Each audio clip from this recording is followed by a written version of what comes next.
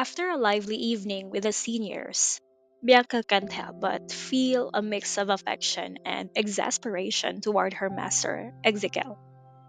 Despite his age, he retains a childlike stubbornness, especially when good food and fine alcohol are involved. Every visit turns into an indulgent feast, and no amount of reminders seems enough to curb his habits. Luckily, with Dr. Carden and her apprentice around, everyone knows the elderly men are in capable hands. The next morning, the York family's respect for their seniors is on full display. Several luxury cars arrive to transport the elderly guests, treating them with the honor they deserve. Only old Mr. Jimenez stays behind, unable to travel due to declining health, and is lovingly cared for by the Stone family. As the families prepare for the day, Audrey begins setting plans in motion. She has arranged to meet Mrs. Lewis to discuss the future of Liberty and Duncan, a topic that holds great importance. Serenity, though the younger sister, carries the role of elder in spirit since the passing of their parents, and Audrey naturally includes her in the conversation. Serenity is now pregnant and finds herself craving sour foods more than ever, a shift that brings amusement and a sense of nostalgia to the people around her. While planning their morning, Audrey learns that the York brothers are returning to Wildridge Manor to accompany the seniors. Even the Buckham family is rushing back from Jonsburg after hearing that several legendary elders, long believed to be nearly unreachable, have arrived in Wiltsput. These seniors, once powerful mentors with disciples in major industries, rarely appear in public. Their sudden presence creates a wave of excitement, respect, and curiosity among those who understand their influence. For Audrey, the joy of family extends beyond logistics.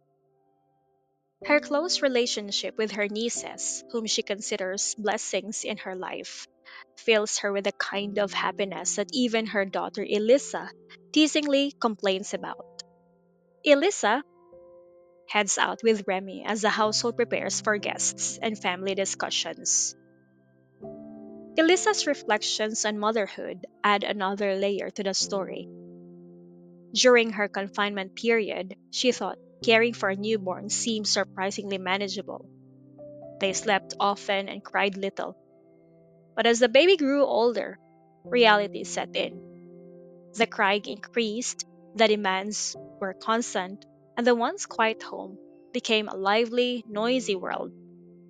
Still, her affection for her nephew remains strong, especially because Remy's family is filled with energetic children she has learned to adore. Remy thinks fondly of his own nieces and nephews. In his family, each child has a distinct personality, some quiet, some mischievous, some endlessly crying, and these small differences breathe life into their everyday routines. The eldest niece, Ava, is especially cherished for her gentle temperament. Even the old doctor, often stern and outspoken, shows a soft spot when caring for little Fabian, who becomes strangely obedient under his watch. Their bond becomes a heartwarming contrast to the chaos brought on by the more spirited children in the household.